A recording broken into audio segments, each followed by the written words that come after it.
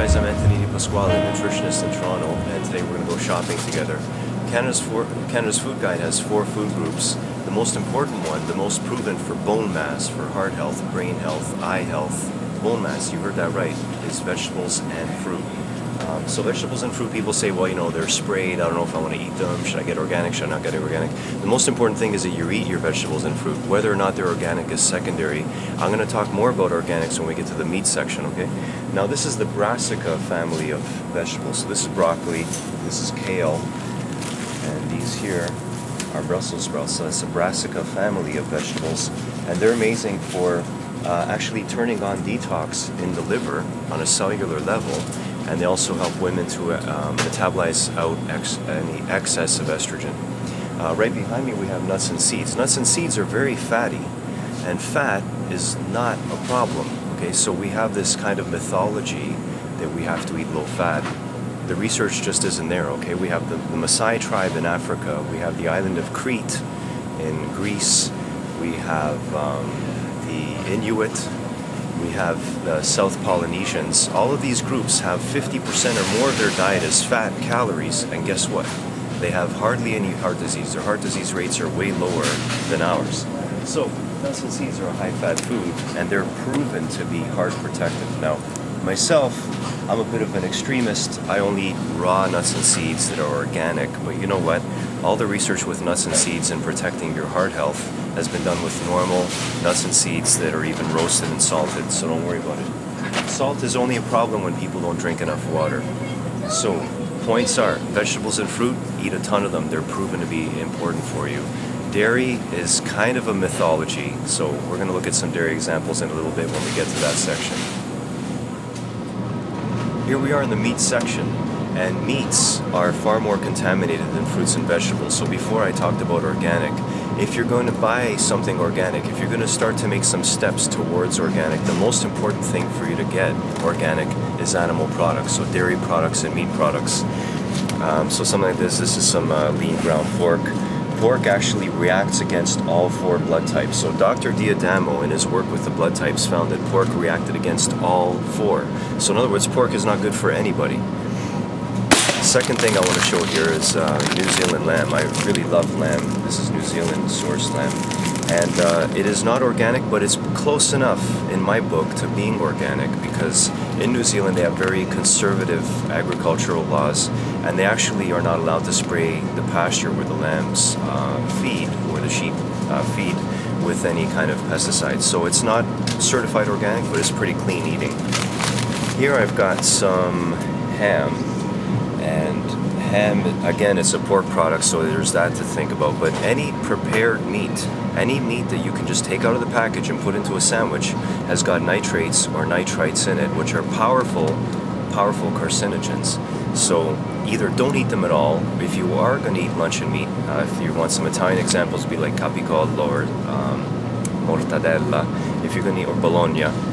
If you're going to eat that kind of meat, then take some vitamin C with it, which will block a lot of the carcinogenic action of the nitrates from turning into nitrosamines in the stomach. Next, I think we're going to take a look at dairy.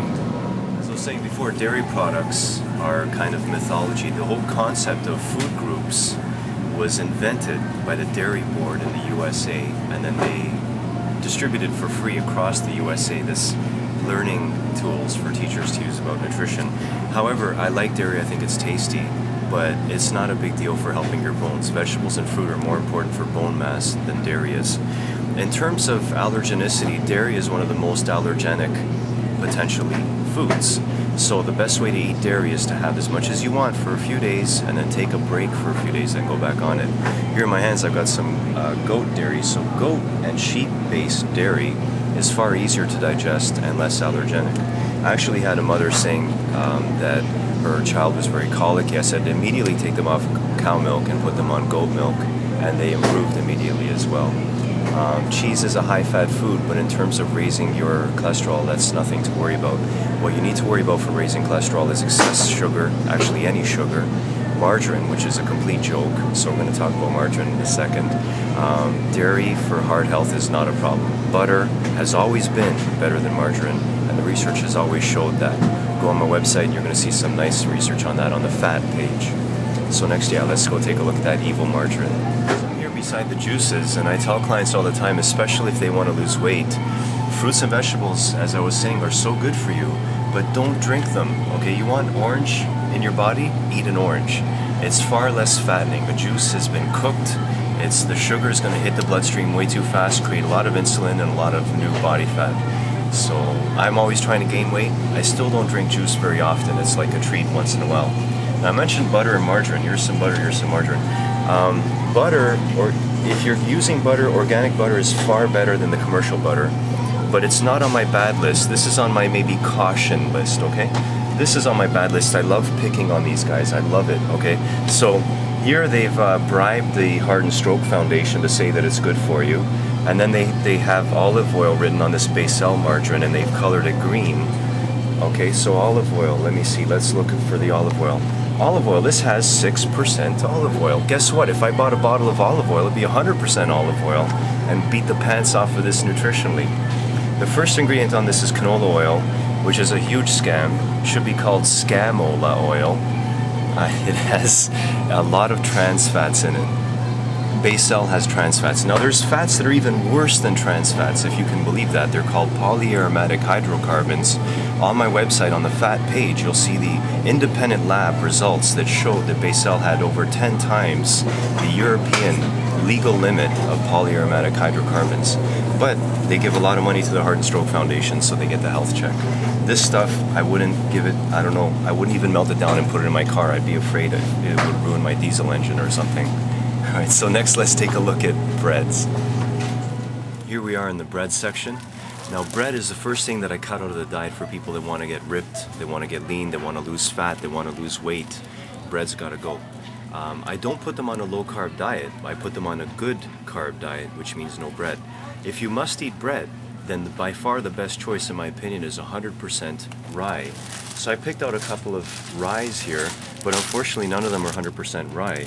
The first ingredient in this bread is wheat flour. Now when you read wheat flour, what that means is white wheat flour. So the first ingredient in this is white flour, although it says rye bread. Here's another one. Here's a dark rye. Ooh, this one's probably better, right? Because it's dark. So the ingredients on the first ingredient is unbleached wheat flour. What does unbleached wheat flour mean? It means white flour again. First ingredient, white flour. And light rye flour, which has probably been stripped of all of its nutrition. And there's caramel color, so that's why it's dark. So again, junk. You press it, it comes back. You press it, it comes back. So if you press it and comes back, that means because it has a lot of gluten, and gluten is actually a plastic which is found in wheat. It's a plastic thing. Here we have, it's a protein which is classifiable as a plastic because of its properties. This again is the health check. Of course, we can trust the health check because it's got that health check on it, right? Basel has that, so we can trust that. So here's a 9-grain bread. Looks pretty rustic, like I don't know, some farmer dude made it in some stone oven that he has in his field. First ingredient, wheat flour. Okay, so now we know the first ingredient on this is white flour. So I haven't seen a bread in the store that I would say is up to my standards. I do like Dimfelmeyer, who makes pure rye breads and pure spelt breads. Anything that's not wheat is better than wheat. Wheat is the most allergenic food in our whole food supply, with dairy being a close second. So sorry for bread lovers, have bread maybe as a treat, not as an everyday thing.